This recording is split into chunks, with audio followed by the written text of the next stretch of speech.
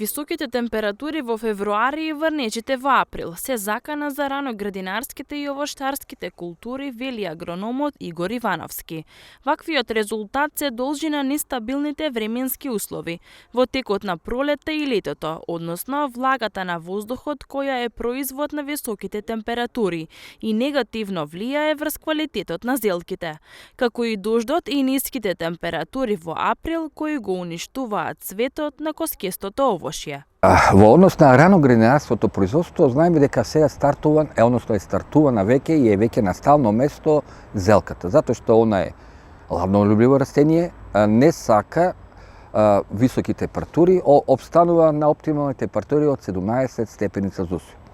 Но не само високите температури кај зелката, кој што е под пластеници, особено под пластеници и исто така и во оранжери, проблемот представува влагата на воздухот, воздушната влага, кој што при топло сончево време донесува да се зголеми во самите пластеници оранжери, што пак предизвикува реакција на самото растение, односно збрчкување, свивање и губење на квалитет на понатол на зелката, а исто така може, ако се случи порано, слабо завивање или воопшто да не завива самата зелка. Во однос на лозар во овоштарите, лозарството тука нема некој проблем, но овоштарите и може да имат голем проблем. Односно, раните сорти на овошки, тука пред се коскистите овошки, затоа што знаеме кајсија, слива и така натаму,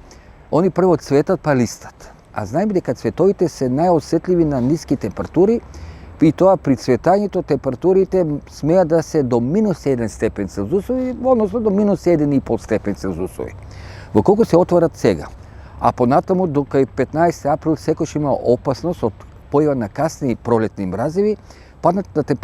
на температури на минус 3-4, што е релативно не е толку опасно, но за цветовите е опасно, доаѓа до измрзнување на цветовите и губење на родот. Што се однесува до мерките на предпазливост на кои треба да внимаваат земјоделците? При повисоките денски температури се препорачува раноградинарите да ги отвараат пластениците и оранжериите, со цел да ја искористат поволната температура, а за овоштарите нема некоја алтернатива, освен да насадат покасни сорти со цел да го избегнат уништувањето на цветовите.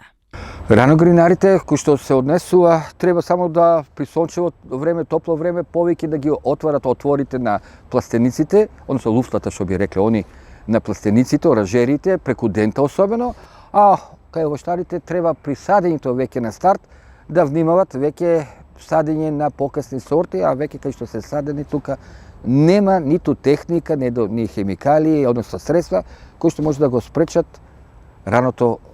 отварање на цветните папки. Иако за повеќето од нас топлото време и повисоките температури се добредојдени, овоштарите и раноградинарите стравуваат. Дали температурите и понатаму ќе продолжат да растат и ќе придонесат за разболување и уништување на нивните веќе насадени култури, што беше случај и во изминатите години.